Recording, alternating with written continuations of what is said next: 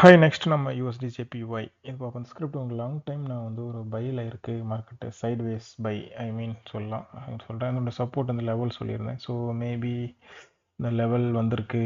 Last week நான் buying range சொல்லியிருந்தேன். So இந்த லெவல் இஸ் பையிங் ரேஞ்ச் அப்படின்னு சொல்லிட்டு லெவல் மேபி இந்த லெவலில் மார்க்கெட் வந்து பையிங் ரேஞ்சாக இருந்தாலும் மார்க்கெட் உங்களுக்கு நிற்கல, கன்ஃபர்மேஷன் எதுவும் கிடைக்கல. ஸோ மார்க்கெட் கீழே போயிட்டுருக்கு.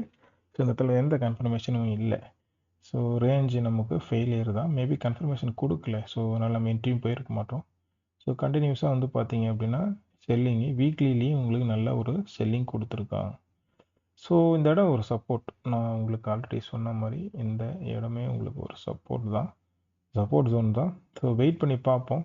எகெயின் வந்து உங்களுக்கு மார்க்கெட்டு இந்த சப்போர்ட்டில் ஒரு பையிங் கன்ஃபர்மேஷன் கிடைச்சா நம்ம தாராளமாக பையிங்கு ட்ரை பண்ணலாம். ஸோ இந்த வீக் உங்களுக்கு இந்த ஸ்கிரிப்ட் ஒரு பையிங் ரேஞ்ச் கிடைக்கும் எதிர்பார்க்கலாம். ஸோ வெயிட் பண்ணி பார்ப்போம். இந்த ரேஞ்ச் வந்து உங்களுக்கு பையிங் இருக்கலாம்.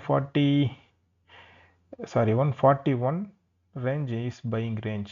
141 to 140,500. 141 மேபி நம்ம பை பண்ணலாம். 141 கன்ஃபர்மேஷன் கிடைச்சா நம்ம மண்டே மார்க்கெட்டுக்கு ஆஃப்டர் நம்ம டியூஸ்டே மார்க்கெட்டில் நம்ம கன்ஃபர்மேஷன் ட்ரை பண்ணலாம். மண்டே மார்க்கெட்டை வெயிட் பண்ணி பார்த்துட்டு டியூஸ்டே மார்க்கெட்டில் பையிங் ஆப்பர்ச்சுனிட்டி இந்த ரேஞ்சில் கிடைக்கும் உங்களுக்கு. 141,500 to 140,500. ஸோ வெயிட் பண்ணி பார்ப்போம். பை எடுக்கலாம், தாராளமாக பை எடுக்கலாம்.